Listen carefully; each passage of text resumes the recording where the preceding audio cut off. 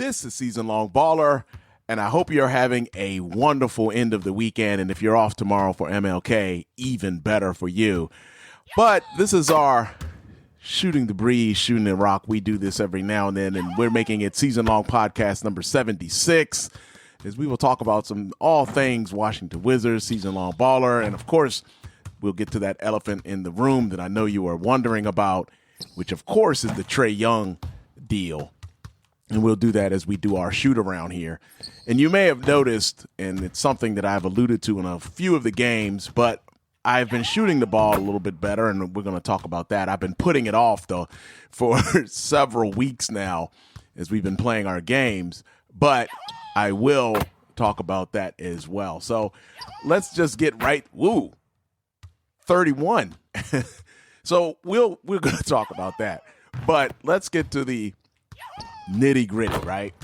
And if you just saw the Rams defeat the Bears, if you're a Bears fan, I do feel bad for you. But I do wonder what Caleb Williams was what did he see on the play that was the interception? Did somebody run a wrong route? Because he kind of had that look like that didn't go according to plan. And I'm wondering if that was because somebody did not run a route correctly. So I don't know. Or was it, he was disappointed in himself? It could be either way. But, again, I'm just kind of wondering what may have been the malfunction there on that particular play, because that didn't look right as it went down the stretch there for the Bears. And I don't know if they're going to say that in the press conference, because, if somebody ran a route wrong, the good quarterbacks won't tell you that the guy ran the wrong route. He'll just take it on the chin himself. So we will see. But now going back to Season Long Baller here in the Washington Wizards, obviously the big story is the Trae Young deal. And Trae Young traded to the Wizards for C.J. McCollum and Corey Kispert. And some people were wondering how come there wasn't more in terms of the trade given up. And, thanks. Why more people weren't in why wasn't more given up in the trade? And partially, I think both sides were kind of like, look, the Wizards were thinking, look, we just gave you, we're taking on this big salary, so we don't want to give up any picks. And the Hawks are thinking, well, we just gave you the best player in the deal, so we want some picks. But I think it ended up being they just canceled each other out. The Hawks really wanted to get off the contract and out of, didn't want Trae Young anymore. And so no deal in terms of the picks were added to, or no picks were added to the deal. So Trae Young is a Wizard, and how much he's going to play kind of depends, because the Wizards, I think, have a top 8 pick protected, that if it falls outside of the top 8, it goes to the Knicks. So the Wizards kind of aren't in the business of winning a lot of games. Trae Young will help you win games. So he's injured at the moment, but how injured is he really, if you know what I mean? I do think he's injured right now. But the question is, as we go further along, as we go into like March and maybe February, I should say, because March is you get down to the playoffs. But March and April, will Young be playing? That's what I'm wondering. Will Young be playing for the Wizards, and possibly, they'll be winning games, but Young will get the best out of players like Alex Sarr. That's the other thing. So how the Wizards front office plays this, how Trae Young is going to take this, will Trae Young get a extension? All of that's going to play out here over the next few months, and we will see how that plays out. Now, one of the things you always hear me say here on Season Long Baller is that our simulation is not bound by what happens in the actual NBA. And what happens in our trades, what happens in our league, obviously doesn't happen in the NBA. There are trades that happen in the NBA in our simulation that definitely don't happen in the NBA. And so, we'll play them out. The biggest one for us was NBA 2K24. And by the way, this is the ultimate career mode. But I think it was NBA 2K24 where the Rockets offered us, ironically, for Corey Kispert of all things, they offered us Alperen Şengün. Now, granted, this is 2 years ago, so Şengün is even better player now. But considering that the Wizards, this was 2K24, because considering that my Wizards, the starting center was Daniel Gafford, and I love Daniel Gafford. That's my man. But the Wizards lacked, quality size. And so having to acquire Şengün for Kispert, I thought was a great deal, so we actually took it. And we've had a couple deals this season that I think would have benefited the Wizards. We had one where it was, what was that? It was, I'm trying to think, it was Brooks, Dylan Brooks from the Suns. They wanted, who did they want? Was it Carrington and a draft pick or something like that? Which draft picks are obviously not valued per se in our simulation because we're going to reset everything next season anyway. So that kind of doesn't really matter exactly in terms of draft picks and draft capital. So that's kind of unfair in a way because the computer obviously doesn't know that we're not going to do this next season. But we will be doing, Ultimate Career Mode. We're going to be on NBA 2K27. So the question becomes, where will Jaymont Summerz be? And the reason I say that is because when we started this off on NBA 2K23, if you're not familiar, the reason Summerz is on the Wizards, if you have been wondering that, is we wanted to put our player build at the point guard. I mean, obviously running the point guard, we're going to run this thing. If we're playing a simulation, obviously the ball's got to be in our hands. I mean, why wouldn't it be? But so if you're going to do that, then you've got to have a team. We can't have Summerz displacing Steph Curry, right? That's a ridiculous notion. And Summerz we started off, and again, this is Ultimate Career Mode. We started off with a 78 overall, because this is the class with Paolo Banchero and Chet Holmgren. So I think Banchero was a 79 overall. I think he came in the league. So can't be better than that. So we're a 93 overall because that's what we have grown to over the last 3+ seasons and in our 4th season right now. So your point guard's a 78. Now, what team are we going to put this point guard on? And it can't be, again, like I said, can't replace Steph Curry. But what if you have a young, up-and-coming point guard like a Trae Young, who probably wasn't like super young, but you can't replace Trae Young, or LaMelo Ball as a young point guard. Like that young superstar point guard. Matter of fact, I know how his career has played out so far, but if it had been Scoot Henderson, then we wouldn't have put Summerz on the Trailblazers. So, the Wizards. And I've said this a few times during games, on our podcast, live streams. No disrespect to Monte Morris, but Monte Morris was the starting point guard that season for the Wizards. Capable, solid veteran, solid player. I don't mind him on the roster. But Summerz would be perfect with the Wizards. So that's how he ends up on the Wizards. Now, hey, laddie, how are you doing? Thank you for joining. I know you said hello last night, so thank you very much for checking me out. Very much appreciated. And I do hope that you are not a Bears fan.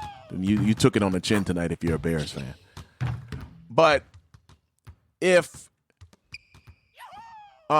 you were the Wizards now, where does this leave Jaymont Summerz? Because obviously Trae Young is one of the better point guards. Depending on what you think, obviously he's an offensive engine. And, we could debate the merits of Trae Young, especially in the current NBA, in terms of, the defense is switching. You want guys, like teams like Atlanta, where he was. Atlanta wants all these 6'8", 6'9" wings that can switch on everything. And it is a viable strategy. Trae Young doesn't quite fit in that. And Trae Young, what was it? The defensive numbers go down. They haven't won as many games. And meanwhile, Jalen Johnson is, had a couple games where he's nearly got a triple-double. And speaking of triple doubles, I'm still mad that the Wizards traded Denny Avdia. I didn't like that deal when it happened. I thought Avdia was getting better as they were going along, and then they traded him. I thought that was horrible, but that's a whole nother topic for another time, right? I think I've already talked about that as we've gone along. But so again, where does this leave Jaymont Summerz? As I've said, we always we would have him on a team that obviously needs help. That needs help. Again, even if the Golden State Warriors didn't have Steph Curry, but if they're winning 65 games, I'm not putting Jaymont Summerz on that team. The best example right now would be the Minnesota Timberwolves. I'm not going to put Summerz beside Ant Edwards because obviously the Timberwolves need a point guard. And, of course, there are those rumors with Ja Morant and stuff like that. But, if you put Summerz on the Timberwolves, the team that, by the way, we have played in our last two finals on NBA 2K24 and on NBA 2K25 and have proven that they can give me a run, there's no way how many games would I lose? And granted, I'm saying this is we're in the middle of a very good season, but how many games would we lose if I had Ant beside me and Gobert erasing all the defensive mistakes I make? So, yes, I think that's not the move either. So, if Trae Young signs back with the Wizards, then I think the answer here is that Summerz has to move. You can't put Trae Young. One, Trae Young's not going to play the two. And I think, obviously, as I've said, the ball's got to be in my hands. I'm not going to play the two. I'm leading the league in assists right now. So I don't think you can move Summerz. So we've got to move him to another team. So if he doesn't sign back, and that's Trae Young, then, okay, Summerz stays with the Wizards. But if he does sign, then where do you think I should put Jaymont Summerz next season? And there are two teams that come to mind immediately. I'll say this now because things change. Rosters could look different by the time we get to NBA 2K27. I mean, after all, we've got to get past NBA 2K26 and the season as a whole first before we get to that. So that's looking way into the future. And so we will see how that all plays out. But speaking of future, we have the Clippers tomorrow. And I hope you would check that out on MLK. And again, I hope you're off for MLK. Hope you have a nice 3-day weekend that you're in the middle of right now. But we've got the Clippers tomorrow. And remember, check out the game that we played the Clippers in LA just 5 days ago. And we've got the Nuggets later on this week, too, when we just played the Nuggets yesterday. So check that one out as well. But we've got the Clippers tomorrow. And that is our immediate problem, trying to take on Beard and Claw. I don't know. I don't think that's a kid's show, but Beard and Claw is real. So that will be a problem for us tomorrow, is we will be facing off against the Clippers in D.C. So hopefully you will check that out, and I hope to see you for that one. So back to the long future talk. On NBA 2K27, as I was saying, there are two teams that immediately spring to mind that I think fit, don't have a dominant point guard right now and are not great teams. That is kind of and don't have a young up-and-coming point guard. And, yes, one of these teams, if they draft a point guard that's really going to end up being elite, then Summerz can't be on that team either. Now, if those conditions are matched all around the league for whatever reason, then I guess it'll just be dealer's choice as to where we will put Summerz. But I don't think that will be the case. The first team I'm thinking of, and it depends on what you think of their current point guard, but the first team I'm thinking of is obviously the Brooklyn Nets. I mean, obviously the team is bad enough despite Michael Porter Jr. representing, and there are rumors that he's going to get traded anyway. So Michael Porter Jr. would be the first team I would think of in this. The Brooklyn Nets would be the first team I would think of in this scenario. And he could possibly end up, we could put Summerz on the Nets. They're definitely bad enough And I do believe that depending on what you think of their of Yeoman, their point guard right now, he's like 6'7", so he has potential. But depending on what you think of him, we could have Summerz displace him. And of course, the team is bad enough, but he would be in that category of up and coming point guard. Again, depending on what you think his future is. And I think he's 6'6" or 6'7". He looks gigantic to me anyway. Now, the other team I think is a little more interesting, but I do think if you put Summerz on this team, as strange as this is going to sound, I think we become a threat in the West. And that team is the Sacramento Kings. They have a point. I like Dennis Schroeder overall. I do think he's a pretty good player. I think he's kind of undersold at times. And I know he gets ragged on about betting on himself after that Lakers season. So again, kind of whatever you think of that, fine. I can understand that. But I do think that he is a point guard that could be replaced in our scenario that we are talking about here. And then he would start at Summerz would start over him, and you'd have him coming off the bench. The thing is, now granted, that would put us out west, and I do think that would be much more of a challenge if Summerz is out west.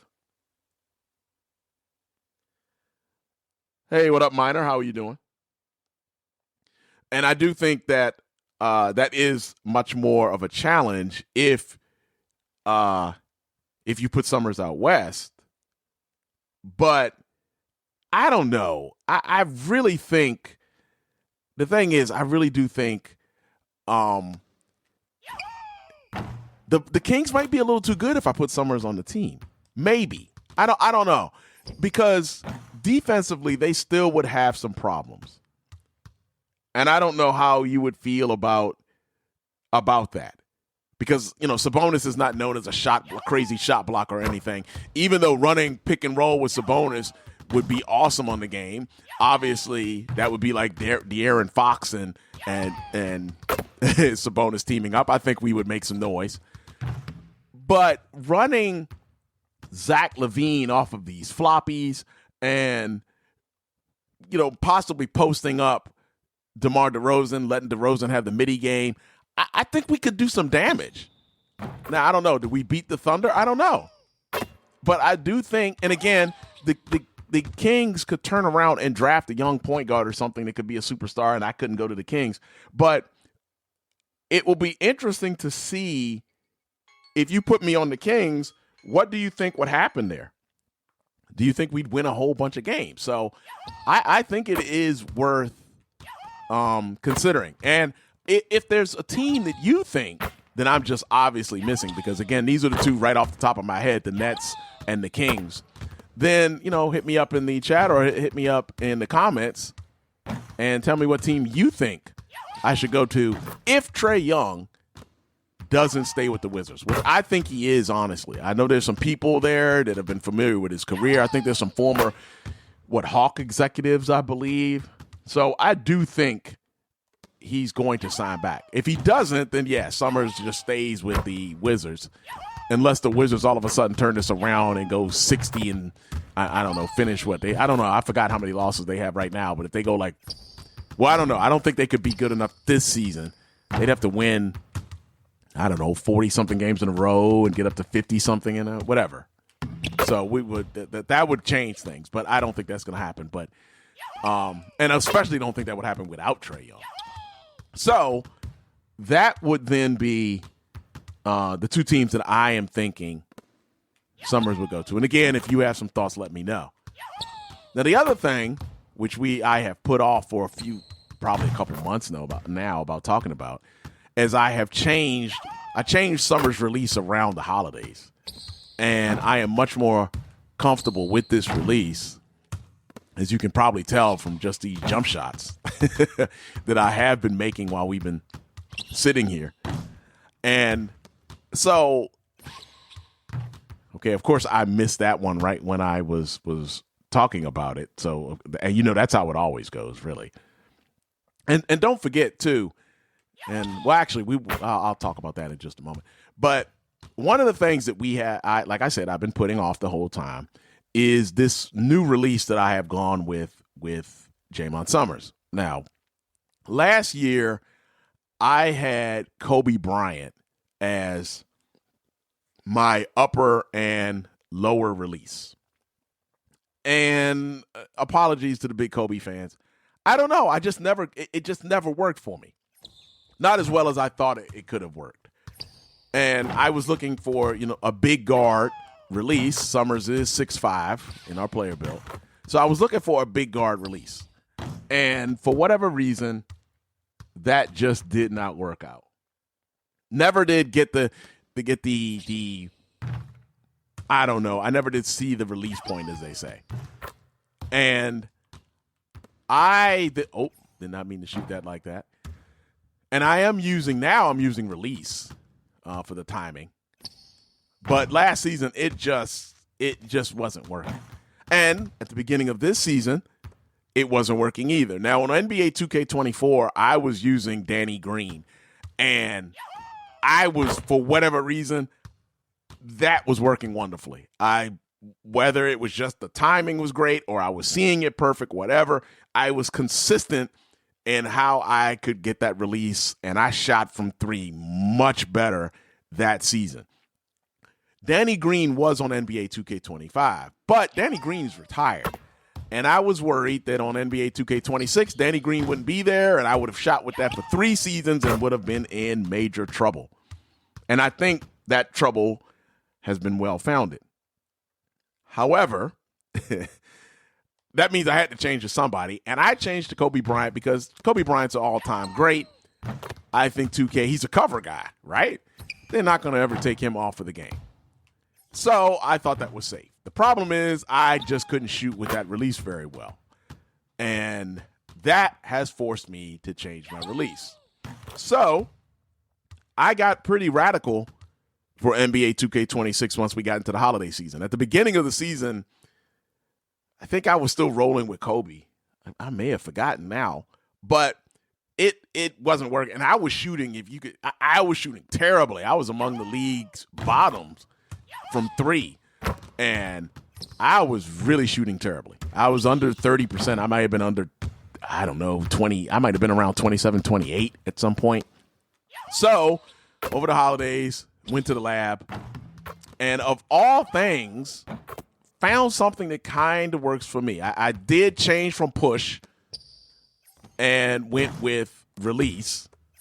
But the most significant thing is, the base for the player build is Chris Mullin. That is the base that we have been using. Went with Chris Mullin. And I've used that on 25, so that was fine. Then we went with Al Horford. I know that doesn't make much sense, right? And I know that might contradict what I just said about Danny Green leaving, not being on the game. Al Horford is probably getting towards the end of the line. Well, okay, not probably. Al Horford is near the end of the line. Obviously, great NBA career. But Al Horford is my upper release now. The thing is, the upper release is very important here. And the upper release now, believe it or not, is Caitlin Clark. You would have never guessed that. That's why I didn't even make you guess. You would have never guessed that. So Caitlin Clark is now my upper release too. So it's Chris Mullin is the base, the former Golden State Warrior. Great. And I don't know, maybe for Classic Saturdays, maybe I should take on, I don't know, I don't think those Warriors are on 26. But anyhow, that's a good time for me to say, check out our live Classic Saturdays this past, yesterday or earlier today, really. We took on the 2010-2011 Chicago Bulls, and that's, Derrick Rose and company, who eventually lose in the Eastern Conference Finals to the Miami Heat. And that's obviously LeBron and Chris Bosh and D. Wade. But so the bases is Chris Mullin. Upper release 1 is Al Horford. And upper release 2 is Caitlin Clark with a animation blending of 7. And for whatever reason, I see that much better. Now, I'm missing as I'm saying that, but I, for whatever reason, have seen that. Look at that. Okay, maybe I should just quit right there. But I have seen that release much better, got in the lab, and that is what we have been using. And for whatever reason, it has worked. And in games, my three-point percentage has gone up. Like I said, at one point early in the season, I was down at, 28, I think. Maybe somewhere around 28, 27. I was really among the lowest in the league. And now I am around 38 or 39. So I have been doing a lot better here in the last part of the season shooting from deep. So I will definitely take that. And for whatever reason, like I said, I can see, and I'm using release, as I've mentioned. I am seeing that so much better. I can't totally explain it, but yes, I've got that feel so much better. So there you go. Chris Mullin is the base, or the lower base, as they call it. Al Horford is upper release 1. Caitlin Clark is upper release 2. And Animation Blend is 7. And that has been wonderful, as I am missing. This is Season Long Baller. Thank you for joining us. Hope you're having a wonderful weekend. And this is Season Long Podcast number 76. And if you're listening to this on our little Spotify, that Yahoo, of course, is the exit release that you keep hearing. There we go. Now, the other thing I was about to mention is we're getting close to baseball season. And on baseball season, on MLB The Show, it's shortstop Jaymont Summerz. Again, another player build. That's what we like to do here on Season Long Baller, and we play the entire season. 162 games that we play live every Saturday. You know what? That reminds me. I should try a couple timing dunks. I don't always get those when I want to. Ooh, that was nice. But we play the entire 162 games through the Tampa Bay Rays. Kind of some of the same thought process as we do with the basketball. We didn't want to put put Summerz on a team that's just dominant. So obviously no Dodgers. And I will admit, I'm not I can't say I'm a Wizards fan. I don't have anything against the Wizards. To be honest, I'm not sure who has anything against the Wizards. They haven't won anything in years. Sorry, Washington, D.C. and Northern Virginia and Maryland. But, I'm just saying. I really would like to see them win, though. But the Rays are my favorite baseball team. And they fit the bill as not having a dominant team and all that kind of stuff. And we finished, 70 and 92. Or was it 72 and 90? I think it was 70 and 92 last season. And so we will start that season up. The Major League Baseball season is starting with the Yankees and the Giants on March 25th. And then the rest of the teams get in action on March 26th. Earliest start of the season in Major League Baseball history. So there's that. And we will play that entire 162 game schedule live every Saturday. We will play that week's games. There'll be a couple of exceptions, but that's what we will do.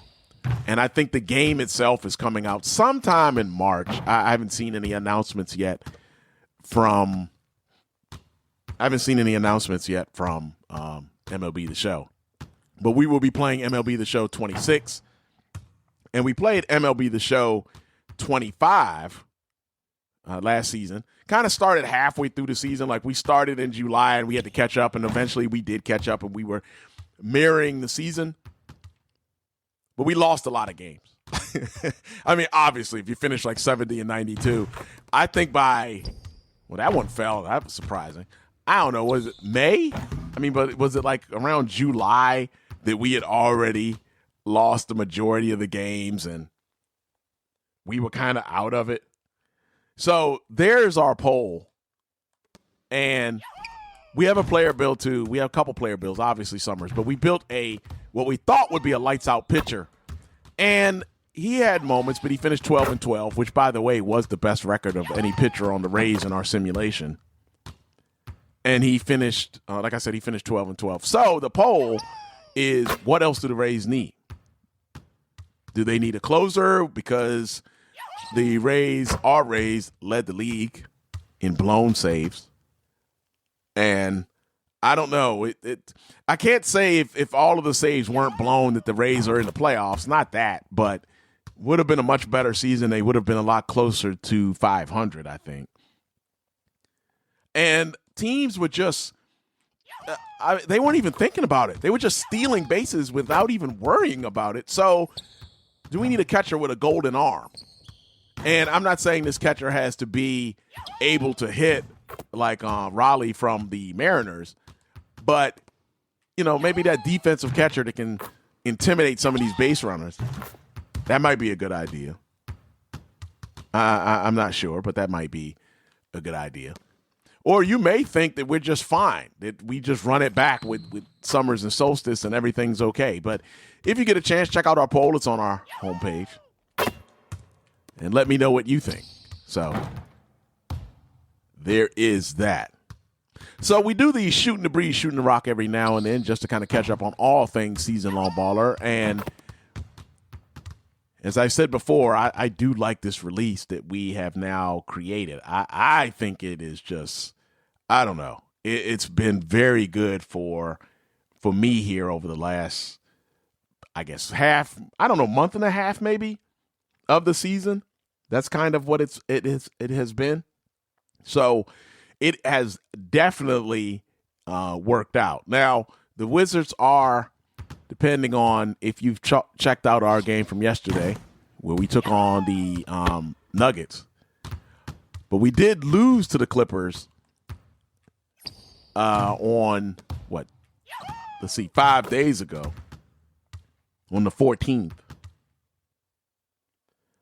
So that was last Wednesday we lost to the Clippers. Yeah, last Wednesday, lost to the Clippers. Last minute shot by Kawhi, who for some reason Brian Keefe had Chris Middleton in the game on Kawhi, and he got close in shot and hit and won. So we're looking for a little bit of revenge there. That snapped a long winning streak for us. And the Wizards then came back and beat the Kings a couple of nights later on last Friday, 68-62. Speaking of the Kings, which I was talking about earlier. And so the Wizards faced the Nuggets yesterday, and then we got the Clippers tomorrow.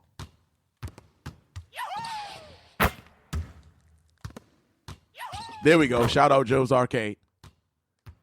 And if you're wondering, by the way, I don't mention this a lot, but if you're wondering why it is shout out Joe's Arcade. So back on NBA 2K23 in our first season, and I'm still guilty of this, but my main man Joe from the YouTube channel Joe's Arcade, you should check it out, was calling me out saying I wasn't utilizing my midi game, which was fair. It was drives or threes. And I know you could say that is the modern NBA, but Joe was right. I hadn't shot a lot of mid-range. And so after that, anytime I hit a mid-range jump shot, it's shout out Joe's Arcade. So that's the reason if you were wondering why. Yeah. And of course, when we hit the mid-range shot, if I miss it, then there's no shout out. Sorry, Joe. I do have to hit it to give you some props there. So anytime we hit it, and we'll take a long two here, shout out Joe's Arcade. This is Season Long Baller, and we play the entire 82-game schedule of the Washington Wizards, and today we're just practicing. And a matter of fact, I think on NBA 2K23, even in your season mode, you could put the practice uniform on, but you can't do that anymore. So that's why I'm out here in full regalia here in the regular jersey. I wouldn't be out here practicing in that, but you can't do that in the season mode now, which I don't like. I like that you could put on that practice jersey. So take some more jump shots. And again, I can see that release. And again, tell me if Trae Young stays on the stays on the Wizards. Wow, I got to get used to that. Trae Young is a Wizard. if Trae Young stays on the Wizards, what should I do with Jaymont Summerz? And if you think Summerz should just slide to the 2, which I admit I'm not going to do. Okay, I don't know. If you give me a compelling argument for why Summerz should slide to the 2 and Trae Young runs the offense, you let me know. And maybe Summerz and Young can team up. But I don't think that's the case. How many games do you think my simulated Wizards would win if you put Summerz and Young beside each other? But keep in mind that Young functions best with the rock. So if I have Summerz running, I mean, granted, it would be nasty to run floppies with Trae Young, right? And have him coming off of these double screens off the baseline to launch threes. But that's not Trae Young's game exactly. I mean, deadly shooter, though. I think I'd get 1 billion assists, and he'd score all kinds of threes. And it wouldn't be a 3 he couldn't hit because, he's got that range. So if he comes off that floppy a little high, whatever, he can hit it. So I do think that would be devastating, and I think that's why I won't leave Summerz on the Wizards. But if you want to say, well, hey, Zach LaVine is a different player, but Zach LaVine would benefit running floppies as well, you were right. I can't argue that. The Kings are bad. Whatever you think, what do you think of the point guard? What is it? Is it Fears? I forget his first name. I want to say Jeremiah, but for some reason that sounds wrong to me right now. But let me see if I can check that really quickly. But what do you think of Fears for the New Orleans Pelicans? Because if you don't think Fears is that guy, then are the Pelicans a possibility for Jaymont Summerz? And would you want to see Summerz and Zion? Is that too much? Would that be not fair per se? Let me know what you would think of that, because obviously they are not. Yeah, it is Jeremiah Fears. Okay. Obviously they are not a great team, and right now they lost today to the Rockets, 119-110. I mean, there's no shame in losing to the Rockets, of course, but they are 10-35. So they obviously fit the bill. They're out west too. And DeJounte Murray at some point is probably going to come back. I mean, I know he's hurt, so I don't think he's going to come. I don't know when he's going to come back. I forgot. What was his Achilles? Or was his knee? But either way, he has not played this season, but at some point he's coming back. So do you think the combination of Fears and Murray is not a reason for me to go with Summerz? And if you put Murray beside me, I mean, you would have a pretty good defensive guard beside Summerz, and we've done pretty good with defensive guards beside Summerz over the years when we've had one here on SeasonLongBaller. So I think that's another possibility. Again, if there's a team you're thinking of, heck, it might be your favorite team. Again, let me know in the comments below. Let me know in the chat. And we'll keep launching a few more jumpers here. Don't forget Classic Live Saturdays. I have not decided yet.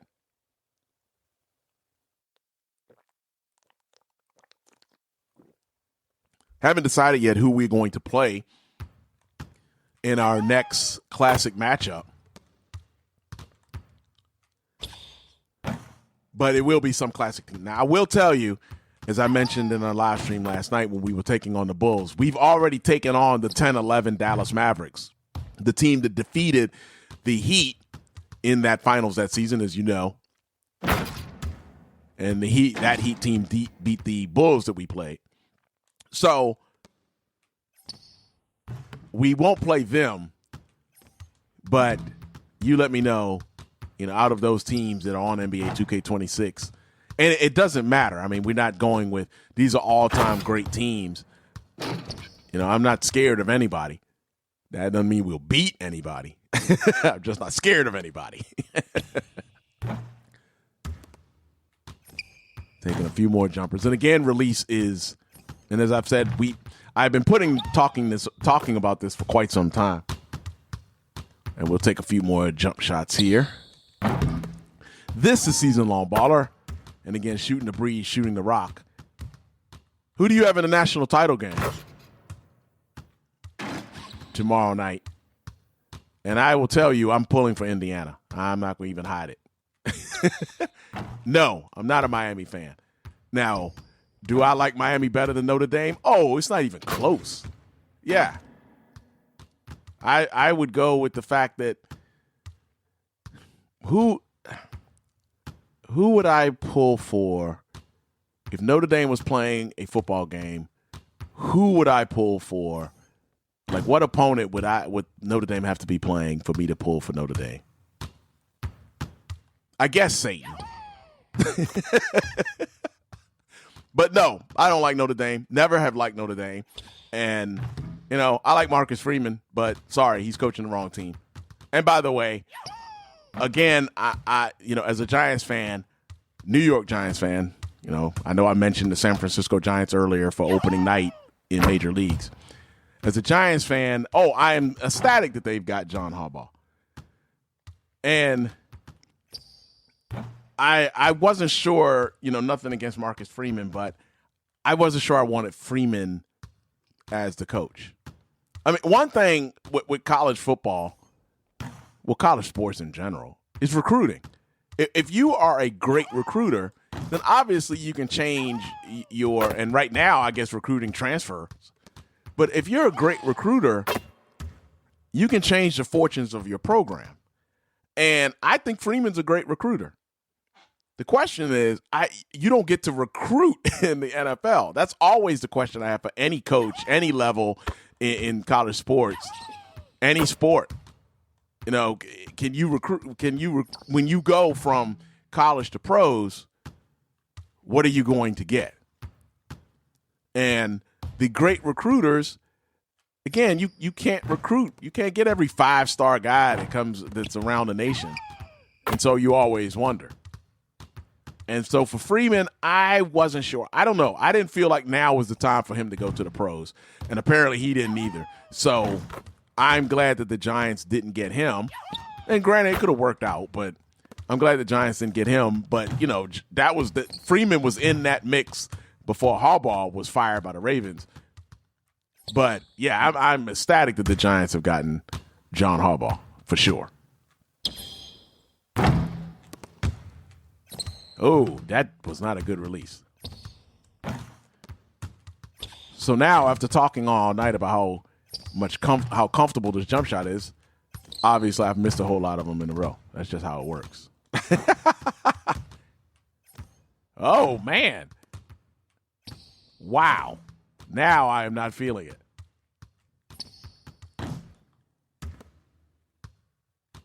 There we go. Woo. Had to break that streak.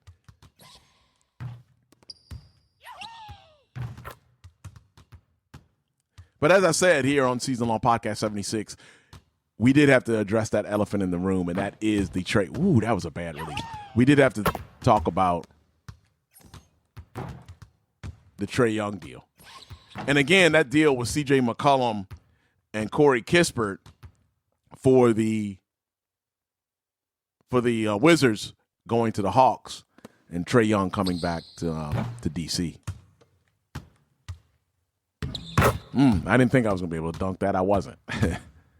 So, again, the Wizards will be facing the Clippers tomorrow, and then on Thursday, we'll be taking on the Denver Nuggets again. And, again, we just faced the Nuggets yesterday.